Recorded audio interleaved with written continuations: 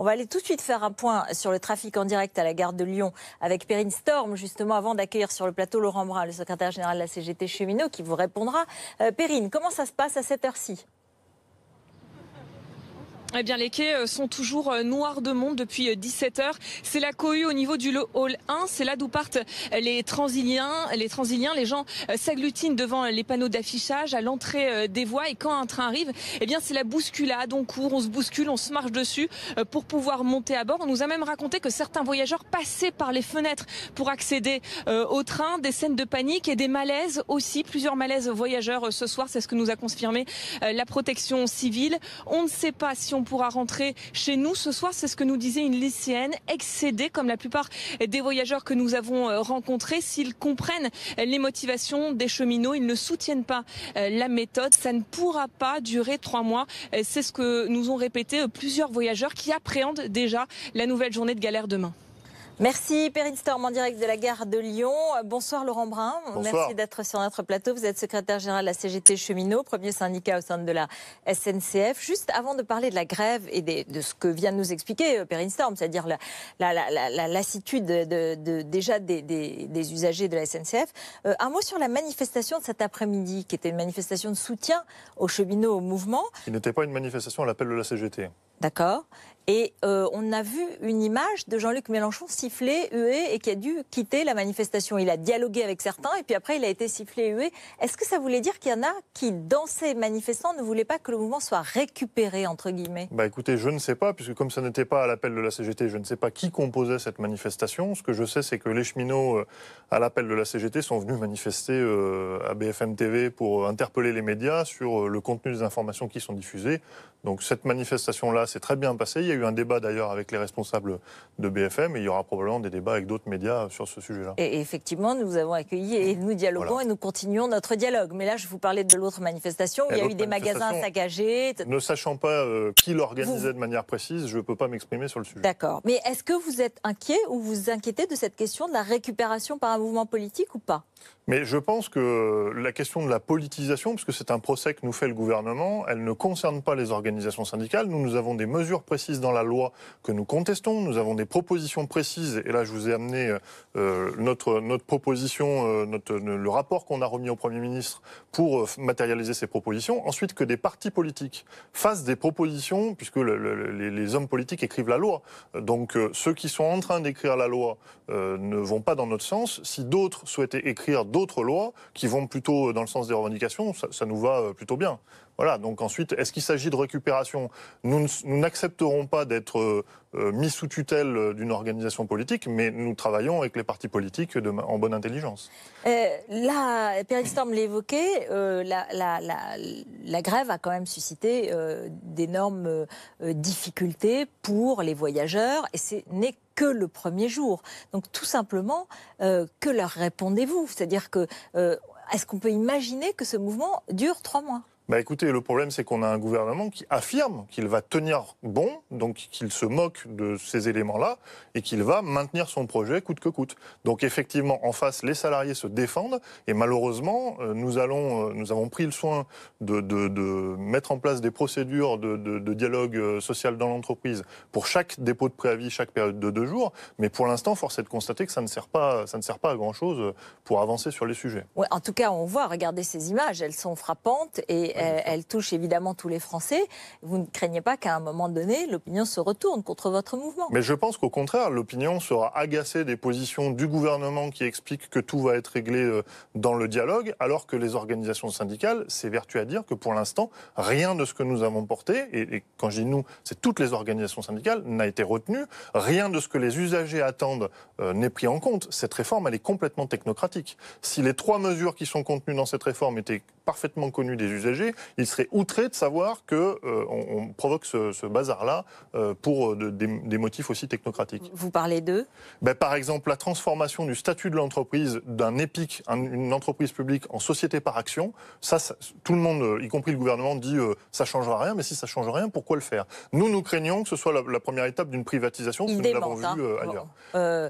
On va écouter justement Elisabeth Borne, qui était l'invitée ce matin de Jean-Jacques Bourdin, et écouter justement ce qu'elle dit sur les bruits, sur les rumeurs, selon elle. quand on annonce des contre-vérités, quand on vous dit la SNCF va être privatisée, c'est faux. Quand on vous parle de casse du service public, c'est faux.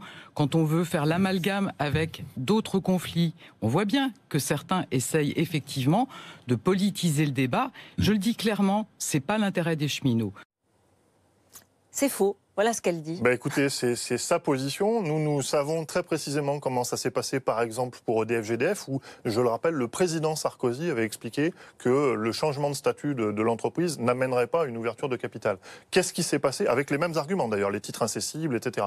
Qu'est-ce qui s'est passé? Les titres n'ont pas été vendus. Par contre, il y a eu une augmentation de capital avec EDF un est quand même à majorité publique aujourd'hui. Mais le capital a été ouvert et petit à petit, on entend le ministre de l'économie dire qu'il faut procéder à des ventes de aujourd'hui, actions. C'est pas le cas. EDF aujourd'hui, ce n'est pas le cas. Vous donnez un exemple d'une entreprise qui est restée à majorité publique. Mais EDF, GDF est toujours à majorité publique? Non, mais EDF, oui. Donc c'est pour ça. Vous avez la démonstration là qu'une affirmation qui était les titres ne seront pas vendus, l'État restera 100% propriétaire, n'a pas été respectée. Et nous savons très bien que cette mesure-là n'a pas d'autre utilité que ça. S'il y avait d'autres utilités, on pourrait dire effectivement ça peut se discuter. Il n'y a pas d'autre utilité que ça. Donc c'est une des trois mesures dont on peut se dire on pourrait s'en passer. Laurent Brun, vendredi après-midi, la ministre des Transports a fait un certain nombre de pas dans sa réunion de concertation. Elle a notamment dit qu'il n'y aurait plus d'ordonnance sur l'ouverture à la concurrence, que ce serait débattu au Parlement. Elle a dit que si des cheminots étaient transférés d'une entreprise comme la SNCF à une autre entreprise, puisqu'il y aurait ouverture à la concurrence, ils garderaient leurs mêmes droits. Des choses comme ça. Ça ne vous touche pas? Mais écoutez, ça fait partie du monologue social du gouvernement. La ministre a présenté ce qu'elle a estimé être le bilan d'étape de la concertation. À la suite de cette présentation, toutes les organisations syndicales ont fait une déclaration commune pour déclarer qu'elles ne se reconnaissaient pas dans les propositions, qu'elles voulaient un changement de méthode parce qu'elles s'estimaient non entendues, toutes les organisations syndicales, et la ministre continue de dire que le dialogue social a produit son bénéfice. Nous avons regardé les amendements qui ont été portés par le gouvernement, qui nous ont été transmis samedi, qui vont donc transformer une partie des ordonnances en projet de loi. C'est texto, mot pour mot, à la virgule près, les propositions de Jean-Cyril Spinetta sur la question de l'ouverture à la concurrence. Donc il n'y a rien qui change dans le projet du gouvernement. Pourquoi cette ouverture à la concurrence serait néfaste pour les Français? Ça existe en Allemagne, ça existe en Italie, ça existe en Suède, ça existe dans d'autres pays. Et ça n'a pas tellement... je ne parle pas du modèle anglais, qui est de la privatisation pure et qui est assez problématique. Mais il y a d'autres pays européens proches de nous, dans lesquels il y a eu une ouverture à la concurrence et où les entreprises nationales de chemin de fer ne s'en portent pas plus mal, et les usagers non plus. D'abord, si vous prenez le cas de l'Allemagne, par exemple, il y a eu concomitance entre l'ouverture à la concurrence et un accroissement important des subventions publiques, et y compris encore dernièrement, il y a une annonce d'investissement massif de l'État sur le modèle. Donc qu'est-ce qui a permis de développer? Est-ce que c'est l'investissement public ou est-ce que c'est la privatisation? Nous avons tendance à dire que c'est l'investissement public. Ce qui n'est pas le cas en France. En France, il n'y a 0 € pour l'amélioration du service public. 10 millions d'euros d'expliquer Sébastien Lecornu tout à l'heure. J'y reviendrai, c'est encore de l'enfumage. Mais j'ajoute que l'augmentation des prix pour les usagers, ça a été une réalité dans tous ces pays-là. L'abandon des lignes jugées non rentables, ça a été une réalité dans ces pays-là, tout simplement parce que les systèmes ferroviaires ont des contraintes techniques importantes et que les mêmes causes organisent les mêmes effets. Sur les investissements des 10 millions d'euros, écoutez, c'est une déclaration du Premier ministre qui est encore une fois de l'enfumage. Ça fait référence aux 3,6 milliards d'investissements que Jean-Cyril Spinetta proposait de faire par la SNCF. Ce n'est pas investissement net des subventions de l'État, donc hors subvention de l'État. Actuellement, la SNCF est à environ 3 milliards par an. On augmenterait donc de 600 millions qui ne sont pas financés. Donc c'est le premier sujet. Deuxième sujet, ces moyens-là ne servent pas, par exemple, à la régénération de ce qu'on appelle les petites lignes. Ça servira uniquement au désenclavement des métropoles. Donc la question fondamentale... Mais qui est une question. Mais la question fondamentale que nous posons dans le rapport et sur laquelle nous avons fait des propositions, des financements pérennes ne sont pas réglés. Quand on dit qu'il manque 3 milliards dans le système de financement chaque année, aujourd'hui, nous n'avons pas le début d'une réponse à cette question-là. Comment vous voyez ce qu'on appelle l'atterrissage, entre guillemets, d'un tel mouvement? C'est quand même 3 mois, y compris pour les grévistes, c'est pas évident. C'est quand même un effort difficile. Vous pensez que c'est possible de tenir sur cette distance? D'abord, il y a une très grande détermination des agents, qui était d'ailleurs antérieure à la réforme, puisque le fonctionnement de l'entreprise publique ne nous satisfaisait pas. Et quand j'entends dire que nous sommes pour le statu quo, c'est complètement faux. D'ailleurs, c'est pour ça que nous avons appelé notre rapport contre le statu quo libéral. Nous ne sommes pas pour le statu quo. Nous voulons transformer l'entreprise publique en interne pour qu'elle fonctionne mieux. Mais c'est justement un pan qui est complètement écarté de la réforme. On n'en parle pas. On laisse Guillaume Pépi organiser l'entreprise SNCF comme il le fait depuis 10 ans, c'est-à-dire la démembrer par activité avec les effets qu'on connaît sur la mauvaise qualité de la production. Donc nous ne voulons pas de statu quo. La colère des cheminots, elle est très importante.